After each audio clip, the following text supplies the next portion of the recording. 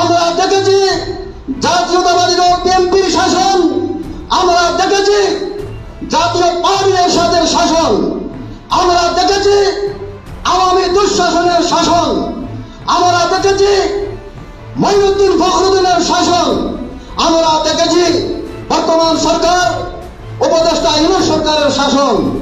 আমরা কোন শাসনে বাংলার জমিনে শান্তি আনতে পারে নাই, আনতে পারবেও না।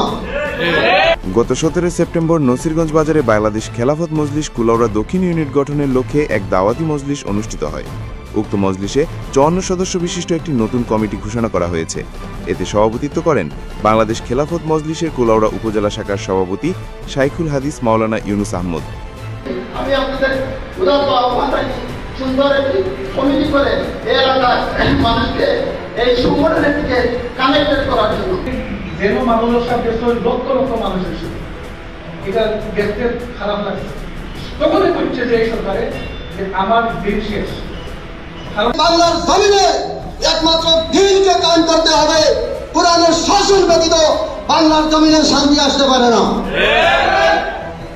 সম্মানিত তৌহিদি জনতা, আপনারা জানেন যে বাংলাদেশ খেলাফত মজলিসের আমির আল্লামা মামুনুল হক, তিনি এমন একজন নেতা।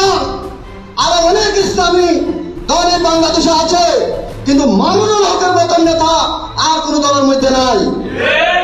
জনতা, আমি উদাত্ত আহ্বান জানাবো, বাংলার প্রতিটা ঘুরে ঘুরে বাংলাদেশ খেলাফত মজলিসের দাওয়াত পৌঁছে দিতে হবে।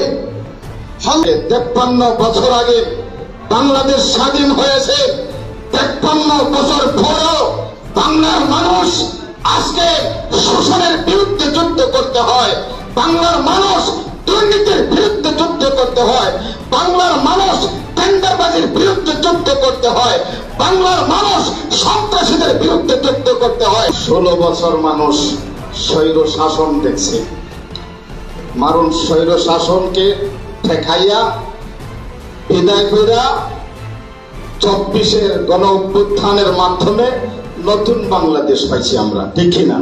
সাধারণ মানুষ যারা কোন রাজনীতির সাথে সম্পৃক্ত না, সাধারণ মানুষের মুখে একই মাত্র আওয়াজ, আর কোন তন্ত্র মন্ত্র আমরা চাই না। কথা বলেন ঠিক না? একজন আল্লামা মামুনুল হক দামাত বারাকাতুহুল আলিয়া আমিরে মজলিসের ঘোষণা, তন্ত্র মন্ত্রের দিন শেষ, খেলাফত মজলিসের বাংলাদেশ। ইনশাআল্লাহ আমরা অপেক্ষা করছি। বাংলাদেশের 18 কোটি মুসলমান অপেক্ষা করছে ইসলামপন্থীরা এক হবে এবং ইসলামপন্থীদের একটা মাত্র ভোটের বাক্স হবে।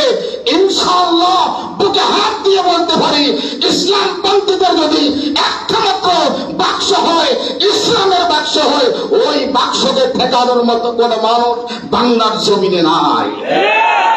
ইনশাআল্লাহ আমরা আশা রাখতে পারি। আপনারা জানেন আমার নাম ঘোষণা করা হয়েছে, আল্লামা মামুনুল হক দামাত বারাকাতুহুল আলিয়া আমিরে মজলিস ঘোষণা করছেন রিকশা মার্কার প্রার্থী আমি। ইনশাআল্লাহ যদি আপনারা আমার সাথে থাকেন, আপনারা যদি আমার সাথে থাকেন, আমাদের সাথে থাকেন, ইনশাআল্লাহ রিকশা মার্কার জয় কুলাউড়ায় হবে।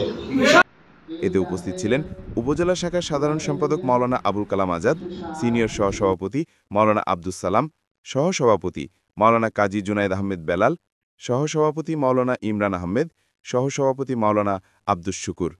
এছাড়াও কুলাউড়া উত্তর ইউনিটের সাধারণ সম্পাদক ও সহসাধারণ সম্পাদক মাওলানা আমিম আহমেদ, সাংগঠনিক সম্পাদক মাওলানা মুফতি জাকারিয়া আহমেদ তামিম, উত্তর ইউনিট কুলাউড়া শাখা সাধারণ সম্পাদক মাওলানা হাবিবুর রহমান এবং পৌর শাখার সাধারণ সম্পাদক মাওলানা মুফাজ্জুল করিম উপস্থিত ছিলেন। নবগঠিত এই কমিটি বাংলাদেশ খেলাফত মজলিসের আদর্শ বাস্তবায়নে কাজ করে যাবে এবং কুলাউড়া দক্ষিণাঞ্চলের মানুষের কল্যাণে গুরুত্বপূর্ণ ভূমিকা পালন করবে বলে প্রত্যাশা করেন বক্তারা।